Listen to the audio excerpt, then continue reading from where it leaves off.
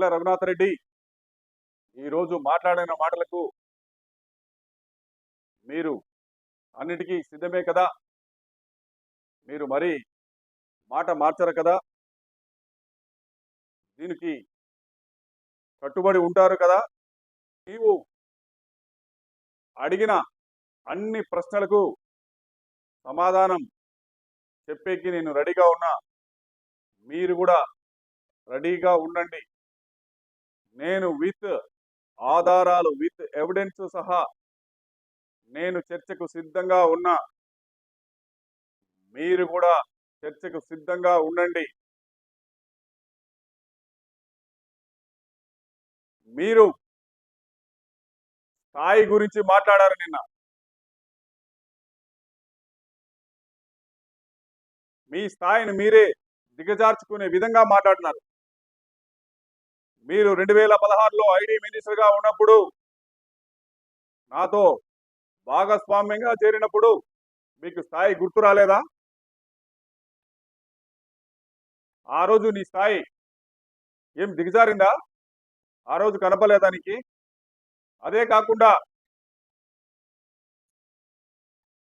మీ డాక్యుమెంట్లు అయితే అన్ని కరెక్ట్ అంటావు. నా పేపరు నేను అన్ని కరెక్టే, నేను చేపించిండేటివి, నేను సంతకాలు పెట్టిండేటివి అన్ని కరెక్టే అంటావు. నా దగ్గరికి వచ్చే లోపల, నా డాక్యుమెంట్లు వచ్చే లోపల అన్ని నకిలీ పత్రాలు, నకిలీ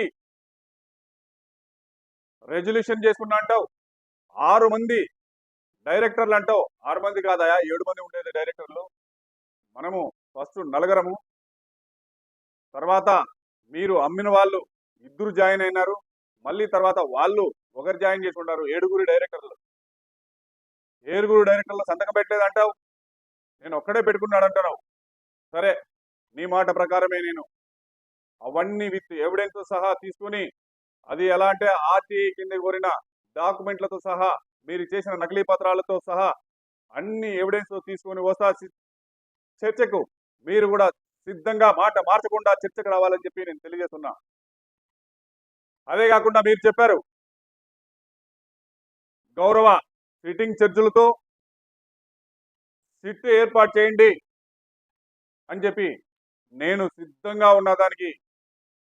గౌరవ సిట్టింగ్ జడ్జిలతో సిట్ ఏపిస్తే నేను ఆధారాలతో సహా వస్తా. అదే కాకుండా మీడియా మిత్రులతో ఒక డెబిట్ ప్రోగ్రాం పెడదాం. సిట్టింగ్ జడ్జిలు ఒక పక్క, తర్వాత ఒక కమిటీ అన్నావు, ఆ కమిటీ నీ కమిటీనే తీసుకో. దాంట్లోనే మన బీసీ, ఎస్టీ, ఎస్సీ, మైనార్టీ వర్గాలను కూడా ఒక పక్క కూర్చోబెడదాం. మీడియా మిత్రులు ఒక పక్క, నేను ఒక పక్క, నువ్వు ఒక పక్క, విత్ ఎవిడెన్స్ సహా చర్చకు కూర్చున్నాం. నీ ఆధారాలు నువ్వు నిరూపించు, నా ఆధారాలు నేను నిరూపిస్తా. అక్కడ నువ్వు సత్యులుడా, నేను సత్యులుడా అనేది నిజాలు మనం నిర్ధారణ కమిటీ ముందర ఉంచుదాం. అది ఎవరనేది తెలుస్తుంది. ఎందుకంటే ఇప్పటికే నేను ఒక 6 సంవత్సరాలతో నుంచి నువ్వు పెట్టే క్షోభకి చాలా ఇబ్బంది పడుతున్నా, నిద్ర లేని రాత్రులు గడుపుతున్నా. నువ్వు పెట్టే టార్చర్ మామూలుగా లేదు. నా క్యారెక్టర్ అసాసిన్ చేస్తున్నావు. నేను రాజకీయాలలో చిన్నగా ఎదుగుదలకుంటే నువ్వు పెట్టే ఇబ్బందులు ఎటు చూసినా అటుపక్క బుడదేస్తా, ఇటుపక్క బుడద, ఇటుపక్క బుడదేసి ఆ బుడద కడుక్కోలేకోకుండా నువ్వు పెట్టే క్యారెక్టర్ అసాసిన్ చేస్తుంటే దాన్ని భరించలేకపోకుండా రోజు ఇబ్బంది పడుతున్నా.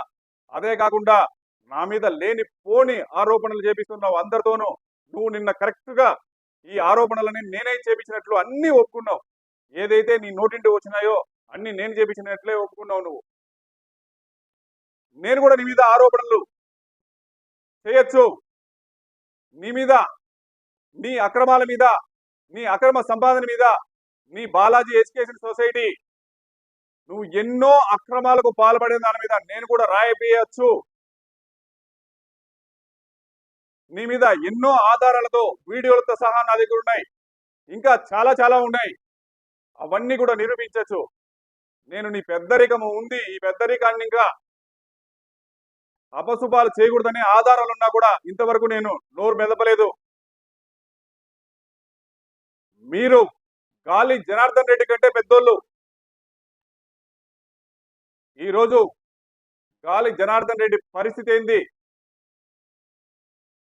మీకు కూడా ఆ పరిస్థితికి తీసుకొచ్చుకోవద్దండి అని చెప్పి చెప్తున్నా. అదే కాకుండా నేను కాకోకుండా నా లాంటి బడుగు బలహీన వర్గాలని ఎంతో మందిని ఉసురు పోసుకున్నావు నువ్వు.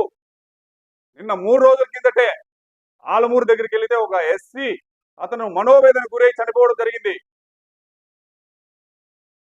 వెళ్ళి కావాలంటే విచారించండి.